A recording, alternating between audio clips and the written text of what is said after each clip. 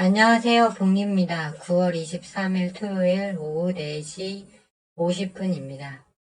오늘 주말인데 주말 잘 지내고 계신지 모르겠네요. 오늘 방송 주제는요. 향후 증시, 이제 박스권이냐, 대세 하락장이냐의 갈림길을 향해 달려가고 있다. 다만 확인을 위해서는 시간이 필요하다가 하나고요. 주말이니만큼 중요한 거시지표들 위치를 통해서 향후 증시 흐름을 한번 짚어볼 겁니다. 그리고 아직 제가 추천 후 보유 중인 삼부토건, 금강공업, GNC 에너지에 대한 AS를 다시 한번 해드릴까 합니다. 먼저 거시지표 중에서 물가와 관련되어 있는 가장 중요한 브렌트유와 그 다음에 유럽의 천연가스 가격을 대표하는 더치 TTF 내추럴 가스 퓨처스를 한번 보겠습니다. 월봉 차트인데요. 유가를 보시면 일단 월봉상으로 보면 4개월 연속 양봉이죠. 그래서 상당히 좀 강한 흐름으로 올라오고 있고 이번 달에 만들어 놓은 월봉의 몸통이 되게 튼실해요. 최근에 조금 밀리긴 했지만 그래도 튼실하다는 거가 좀 중요하겠습니다. 유가가 오르면 미국 물가가 계속 다 오르겠죠. 헤드라인이든 근원 CPI든. 현재 유가가 오르는 이유는요. 일단 주요 산유국인 사우디와 러시아가 감산을 하고 있기 때문입니다. 인위적으로 가격을 조정하고 있죠.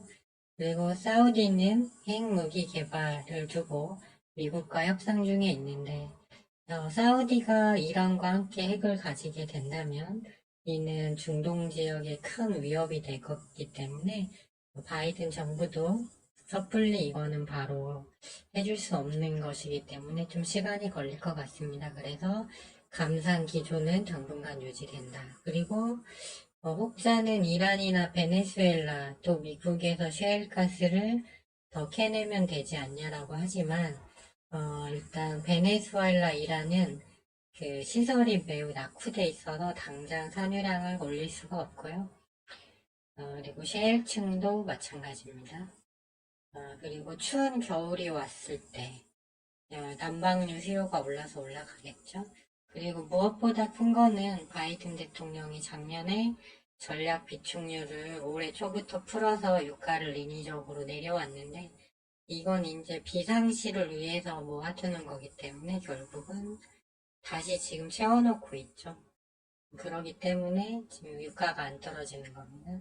그 다음에 중국 경기가 좋냐 나쁘냐에 따라서도 움직이는데 지금은 약간 투기적 수요가 이제 들어와 있는 상태입니다. 원자재 쪽에서도 유가가 주요 세력들에 의한 투기적 그 매매가 많은데요.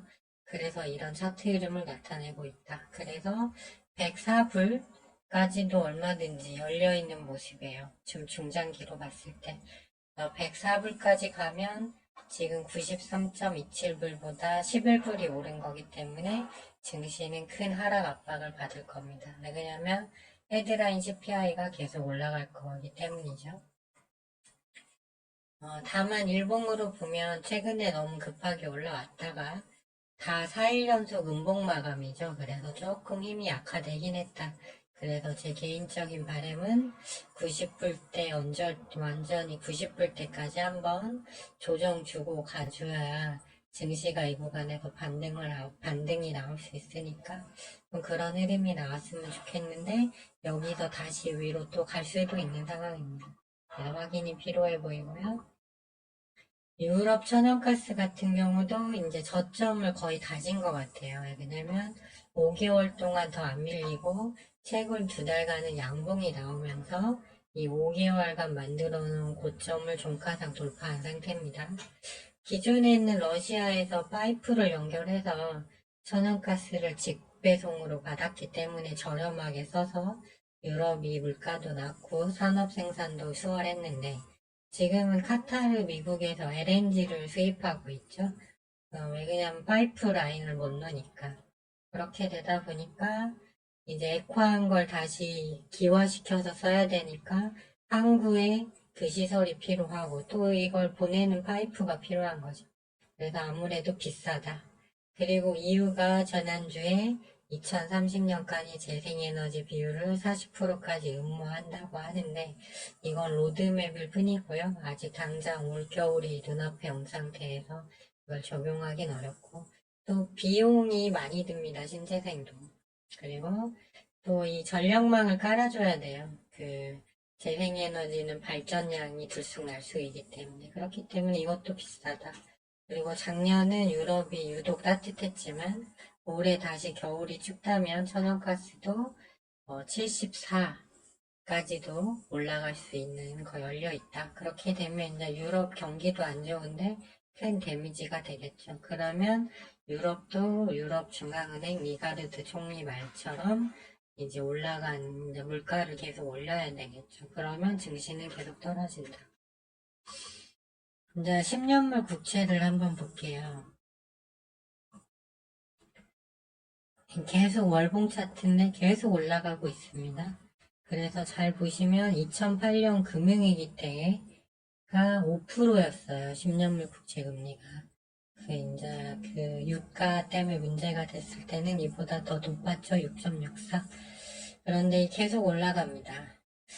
이유는 뭐냐면요. 미국의 정권이 공화당이든 민주당이든 긴축을 하지 않아요. 그러다 보니까 미국 재정 격차가 천문학 수준으로 누적이 되고 있지만 미국은 달러 패권국이라 계속 돈을 찍어내죠.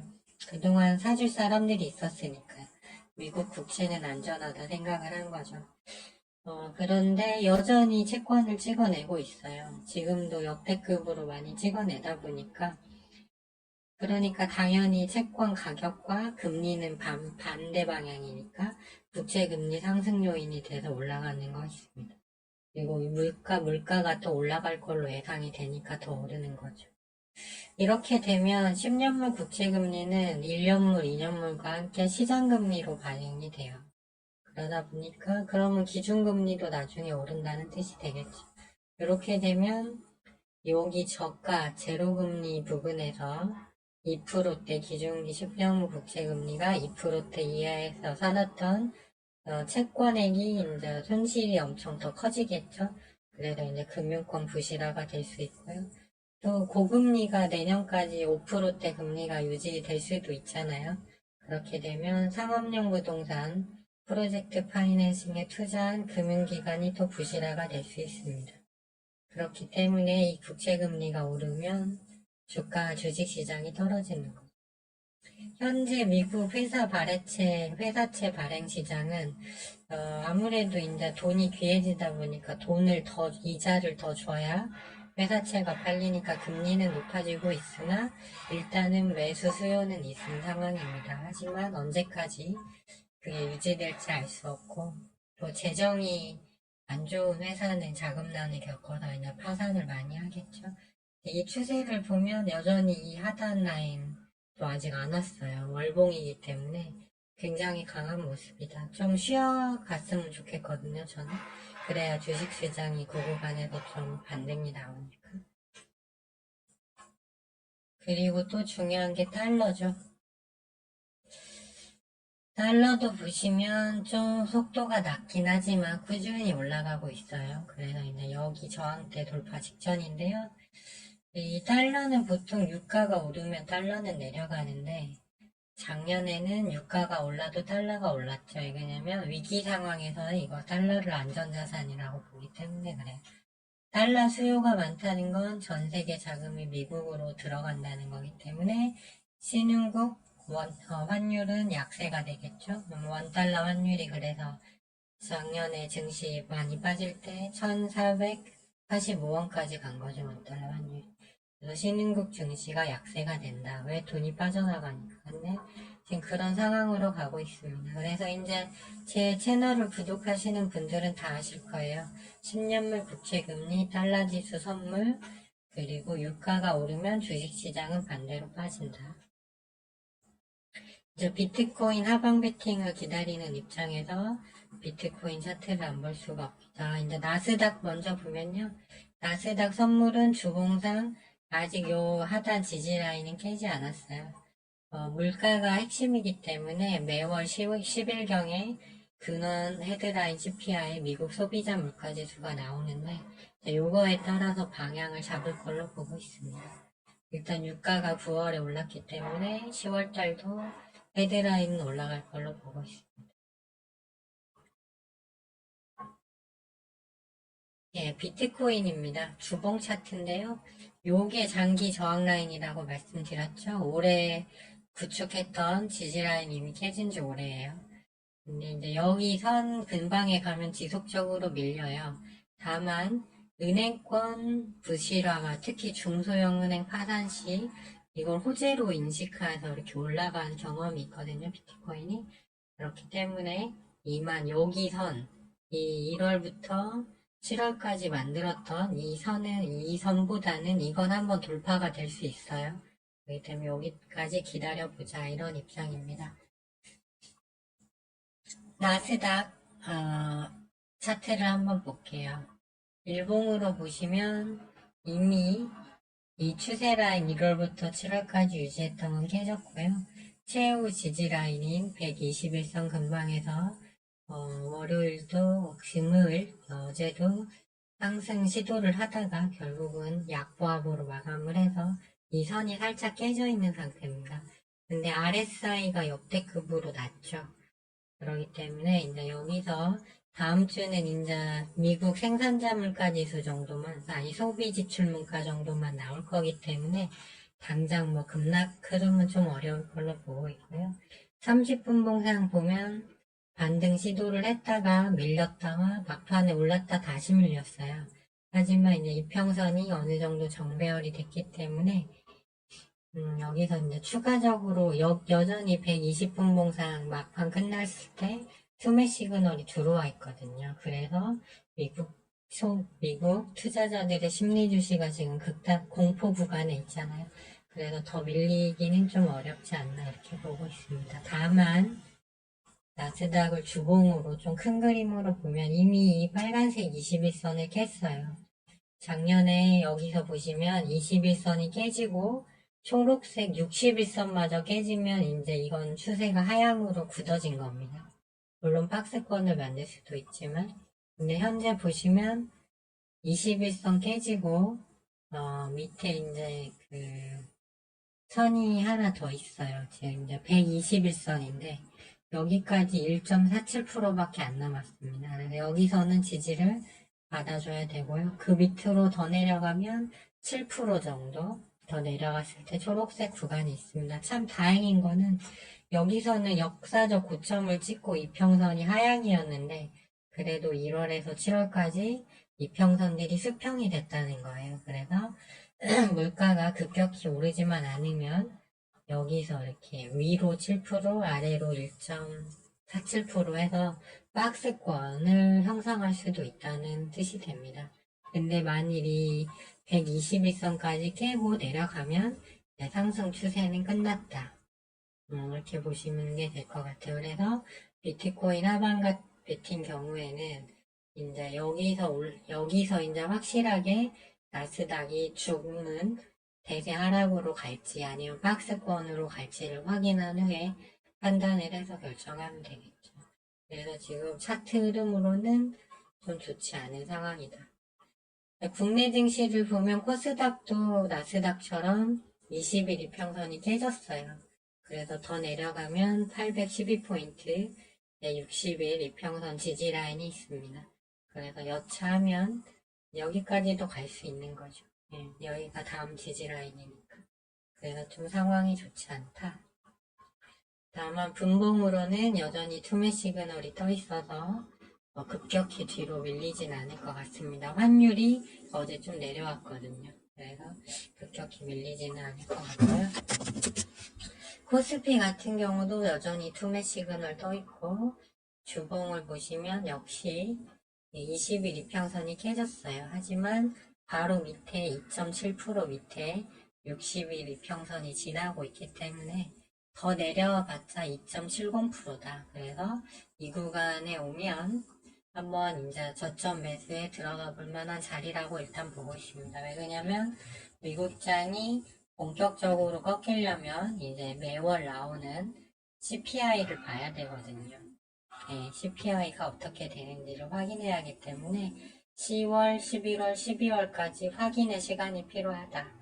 그래서 일단은 좀 박스권이 유리하지 않을까 이런 생각을 하고 있습니다. 국내 증시를 본 국내 증시 차트만 봤을 때 그리고 나스닥을 봐도 이평선이 어찌됐든 올라오고 있는 자리이기 때문에 여기도 위로 7%, 밑으로 7% 해서 24% 내에서 일단 박스권 흐름이 나올 것 같아요. 만일 이 60일 이평을 깨고 내려가 버리면 이제 그거는 안 좋은 상황인데 그래도 밑에 여기가 이제 작년 저점이잖아요. 근데 여기까지는 아직 좀 옛날 먼 얘기니까 논외로 하고 일단은 여기 120일 이평 지나는 1.46% 여기에서는 일단 단기 지지는 나올 걸로 보고 있습니다.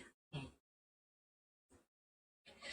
지난 금요일에도 엄청난 변동성을 보였죠. 그냥 잘 나가는 섹터들도 막 하루 등락폭이 10에서 20%를 넘나드는 좀 그런 장세였습니다. 그래서 지금은 주식을 매매하기에 그렇게 좀 좋은 시점은 아닌 건 확실합니다. 그래서 현금 비중 늘리시고 기존 보유주만 가져가자고 말씀드렸는데요. 삼부토건 월봉이에요. 월봉 차트를 보시면 쭉 올라가다가 21선 부근, 5일선 부근에서 이제 반등을 줬는데 좀 약했죠. 그래서 이 5일선 지지 라인이 3,256원입니다. 얼마 안 남았죠? 시간에서 3,280원이었으니까. 그래서 이제 여기를 깨고 내려가냐 안 깨냐가 중요해요. 일봉상으로도 아직 21선을 회복하지 못해서 좀 약한 흐름이지만 좀 일단 가져가 보자. 금강공업은 이미 월봉상 다 내려온 자리이기 때문에 또 투매 시그널이 들어왔죠. 그렇기 때문에 좀 더 흐름을 보자. 그리고 GNC 에너지는 유가와 관련돼 있는데 얘도 월봉상 저점이죠. 그리고 유가가 조금 당분간 쉬어갈 수는 있지만 아까 월봉에서 보셨듯이 위로 얼마든지 좀 더 갈 수 있는 자리예요. 그렇기 때문에 GNC 에너지 보유분은 그대로 가져가셔도 된다. 일단 이렇게 보고 있습니다. 유가 관련주들이 지금 21선 부근으로 좀 조정을 받고 있는 상황이죠. 그래서 얘네들은 21선 부근까지 내려오면 매수를 해볼만 하다고 보고 있기 때문에 GNC 에너지도 굳이 지금 매도할 필요는 없고요. 지금 3부하고 금강공업이 중요한데 재건 관련 일단 뉴스가 제일 중요하죠. 그래서 이제 마지막으로 뉴스를 하나 준비했는데요. 9개월 전 다르다 기도라고 나오고 있어요. 요청한 30조는 공화당이 처리를 안 해주고 있어서 대통령이 할 수 있는 한도에서 한 3,300억 정도 무기 지원만 하는 걸로 일단 끝났습니다. 그런데 지금 미국 예산안 처리가 어떻게 되고 있냐면요.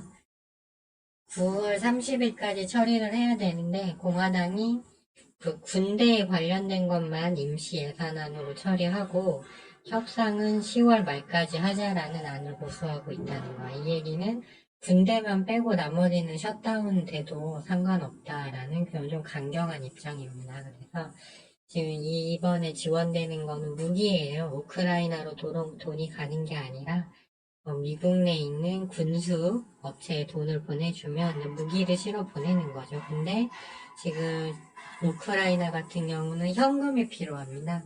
군인들 월급도 줘야 되고 싸우다 전사한 40만 명 유족들에게 또 군인연금도 줘야 되는데 현금이 없어요. 그래서 지금 30조를 요구하고 있는 것인데 만일 이 지원이 늦어지면 젤렌스키 대통령의 입지가 많이 약화되겠죠. 근데 공화당이 이거를 엄청 반대하고 있어요. 반격의 성과도 없고 그리고 좀 있으면 이제 추운 겨울이 다가와서 진창으로 바뀌면 진격이 더 어렵죠.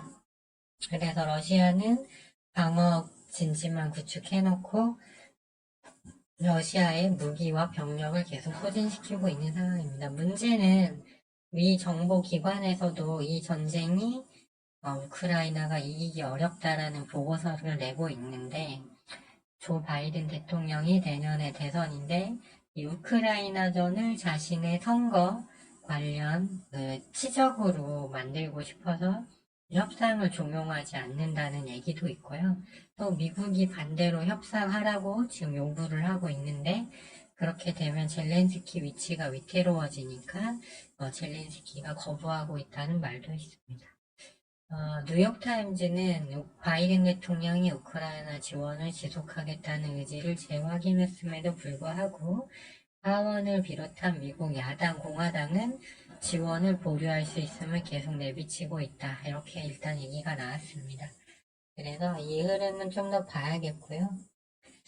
이게 지금 다음 주부터 해서 6일간이 연휴입니다. 그래서 오히려 그 기간이 있는 게 좀 낫다고 보고 있고 미국장도 주봉상 일단은 어느 정도 충격파는 다 반영한 자리라서 추가적인 급락은 좀 어렵다고 보고 있기 때문에 계속 가져가면서 좋은 뉴스가 나오기를 재건주는 기다려보고 GNC 에너지 같은 경우는 일단은 유가가 올라갈 확률이 많으니까 계속 가져가고 되도록 신규 매수는 자제하자.